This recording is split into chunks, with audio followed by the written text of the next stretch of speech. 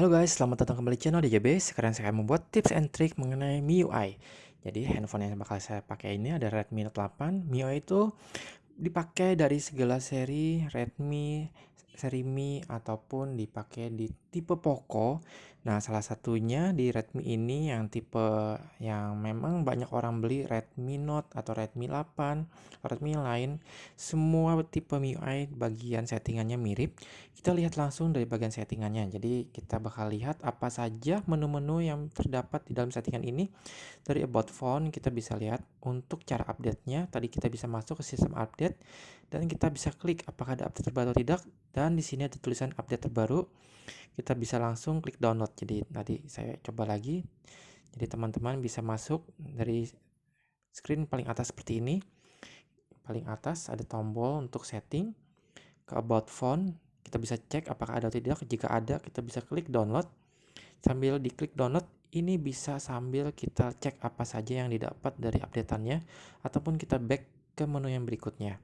Nah, sistem apps updater, jadi dari menunya yang MIUI, ada menu-menu yang bisa diupdate di luar Google Play Store, seperti dari kalkulatornya, Teams, Kompas, Recorder, yang seperti kita lihat seperti ini. Kita bisa update juga, biar lebih cepat processingnya, ataupun ada celah bugs yang diperbaiki. Kita update, kita continue. Oke, kita lanjut ke security status. Dari security status ini kita bisa cek apakah bisa di find device. Jadi find device ini pastikan untuk GPS selalu menyala. Kita bisa cek security update. Google Play Protect-nya juga kita bisa lihat. Di sini kita bisa atur Google Play Protect-nya apakah bisa kita mau scan, improve. Jadi bisa ada detection di send, tapi jika teman-teman ingin mengurangi data, bisa dihilangkan improve harmful app detection. Tapi untuk scan app ini penting jika ada aplikasi yang memang ada mengandung virus ataupun yang membuat handphone ini menjadi lemot, dinyalakan saja. Oke, kita langsung lanjut ke berikutnya, ke SIM card and mobile networks. Jadi di sini kita bisa set untuk SIM card yang ada, mobile data kita bisa nyalakan atau tidak. Bisa di set, misalnya kita mempunyai kuota 1 GB, bisa di set kuota 1 GB. Ada data roaming MMS dimatikan saja biar tidak memakan data. Jika memakai dual SIM, kita bisa pilih di sini dialnya apakah di SIM pertama atau internet di SIM yang kedua. Nah, kita bisa klik juga nanti ada di SIM card 1 misalnya. Ada SIM card pertama, kita bisa pilih, kita klik, kita pilih mau yang bisa 4G atau bisa 2, 3 atau 4 4G ataupun hanya 2G saja untuk telepon biar menghemat baterai. Lanjut kita ke WiFi. Jadi di WiFi ini kita bisa pilih pilihan WiFi yang ada, seperti available networks yang ada. Di WiFi setting kita bisa masuk lagi. Di sini ada pilihan ke WiFi Direct. Jadi teman-teman yang memang punya alat seperti WiFi Direct mirroring, jadi dari handphone menuju ke layar yang lebih besar yang sudah kompatibel, bisa masuk ke menu WiFi Direct ini. Lanjut kita cek untuk ke bagian Bluetooth-nya. Jadi di bagian Bluetooth ini pastikan kita nyalakan dulu. Di bagian device-nya biar tidak saru ke orang lain, kita bisa bedakan biar memudahkan kita saat mencari device kita. Nah, jika tidak muncul, kita bisa klik refresh sampai ada tulisan muncul di sini. Pastikan untuk yang di pairing juga sudah dinyalakan Bluetooth-nya. Oke, kita lanjut ke connection and sharing. Jadi connection sharing ini tadi cara manualnya, dan ini cara yang sudah otomatis. Jadi alat yang sudah ada, kemampuan untuk cache atau printing langsung bisa langsung masuk ke connection and sharing. Seperti ini cache. Kita bisa pilih external monitor ini secara otomatisnya. Nah, kita bisa share ke notebook misalnya. Nah, kita bisa klik notebook cache-nya, kita bisa matikan layar yang ada di handphone dan ada nyalakan di bagian notebooknya. Jadi sangat menarik. Dan untuk printing juga pastikan untuk printernya sudah mendukung wireless printing. Tinggal di add, nyalakan wifi di printernya dan dia bakal pairing, dan tinggal diklik untuk print. Misalnya ada label ataupun bagian dokumen yang harus di print langsung. Di sini juga ada pilihan untuk portable hotspot. Kita nyalakan hotspot dan bisa menjadi sharing internet dari handphone kita ke handphone lain yang lagi kurang kuota, teman-teman yang membutuhkan kuota atau yang lagi miskin kuota. Kita bisa sharing, kita bisa membantu teman-teman dengan sedekah kuota yang ada. Lanjut ke VPN. Jadi teman-teman yang mempunyai VPN ataupun di negara yang terproteksi tidak bisa melihat berbagai macam website, bisa nyalakan VPN-nya. Oke, lanjut ke airplane mode. Jika lagi di pesawat yang membutuhkan harus dimatiin koneksinya, namun ingin handphone tetap nyala, bisa menyalakan airplane mode. Di sini kita bisa cek data usage, pemakaian data selama berapa hari ataupun dalam berapa jam yang ada. Bluetooth tethering. Nah, kita bisa sharing internet juga melalui Bluetooth. Nah, di sini kita bisa reset. Misalnya ada permasalahan WiFi, mobile data, dan Bluetooth bisa kita reset secara manual di sini. Lanjut ke lock screen. Lock screen ini bisa kita atur dari kita 15 detik sampai 10 detik. Jadi secara otomatis bakal mati layar yang ada di sini, tapi paling mudah pas 1 menit. Jadi ini raise to wake. Kita juga coba tes apakah ini bisa menyala atau tidak. Jadi dalam kondisi mati seperti ini kita taruh, kita balik, ya dia langsung menyala. Jadi ini sangat berguna untuk teman-teman yang ada notifikasi ada handphone yang memang berbunyi suaranya, tinggal dibalik dia langsung menyala. Double tap to wake or turn off screen. Jadi kita nyalakan, coba kita matikan, kita ketuk 2 kali seperti ini, ya dia bakal menyala. Jadi sangat menarik juga. Wake lock screen for notification. Jadi wake dia bakal menyala jika ada notifikasi masuk seperti SMS ataupun dari grup di media sosial, dia bakal menyala otomatis layarnya. Carousel, jadi di bagian depannya ini kita bisa nyalakan. Ada, kita agree dulu. Nah, kita bisa seperti ini nyalakan. Di bagian depannya wallpaper bakal berganti-ganti secara otomatis. Saya matikan biar menghemat baterai. Jadi ini tips juga untuk menghemat baterai, bisa dimatikan carouselnya.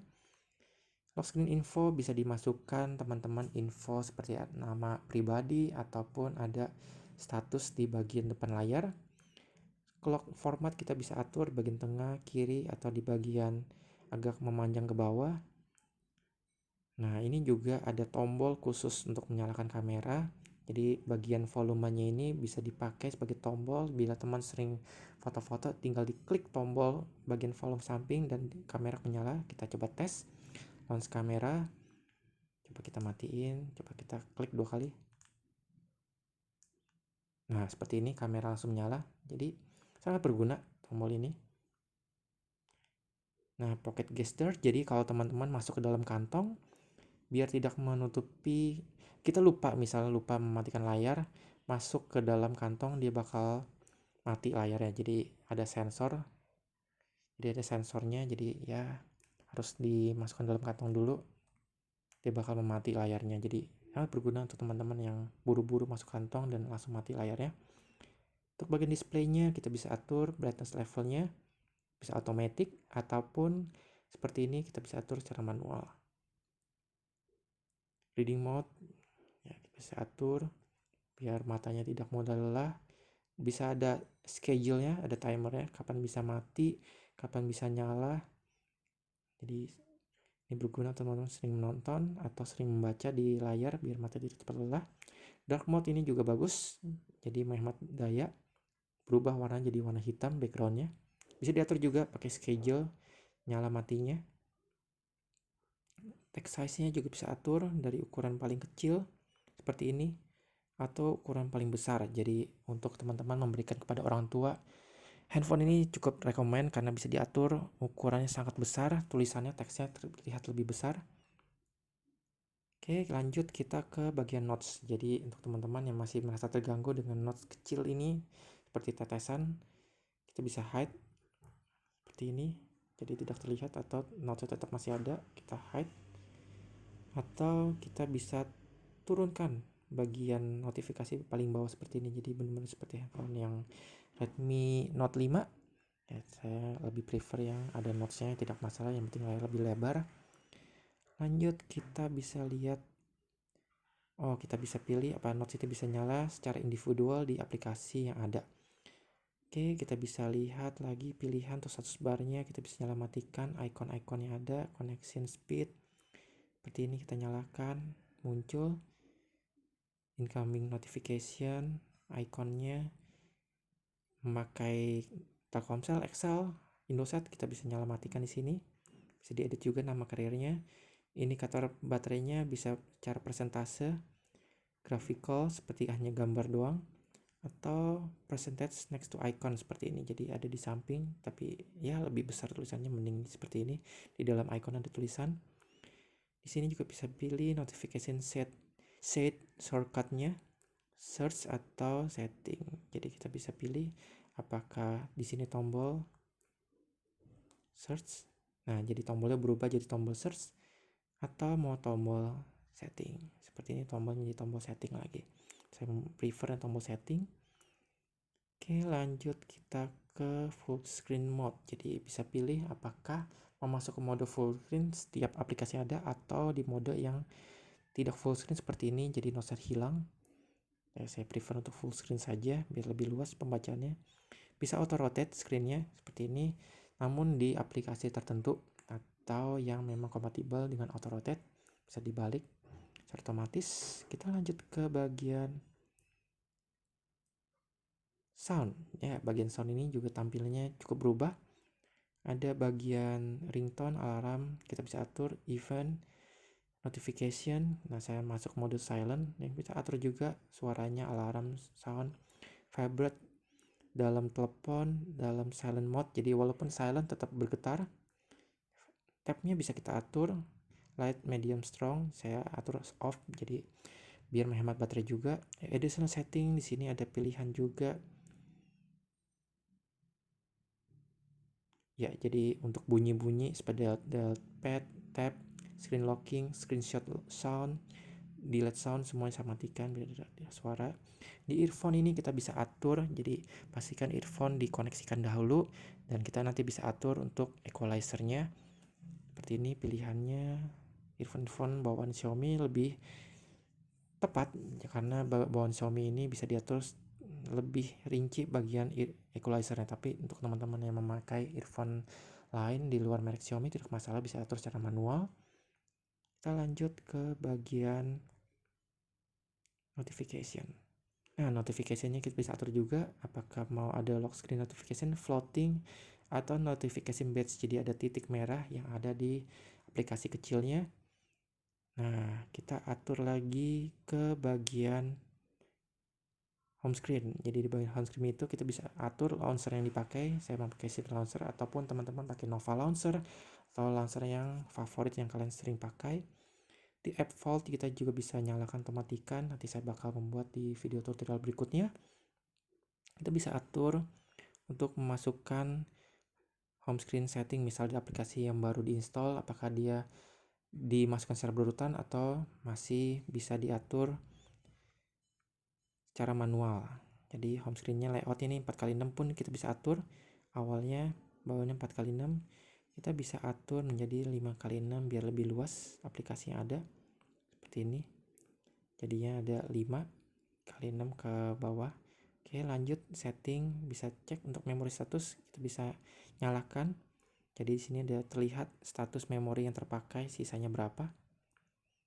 Lanjut kita cek ke Blur App Preview. Jadi kalau teman-teman sering melihat aplikasi ada previewnya bisa di blur. Nah, di sini bisa diatur juga blurnya.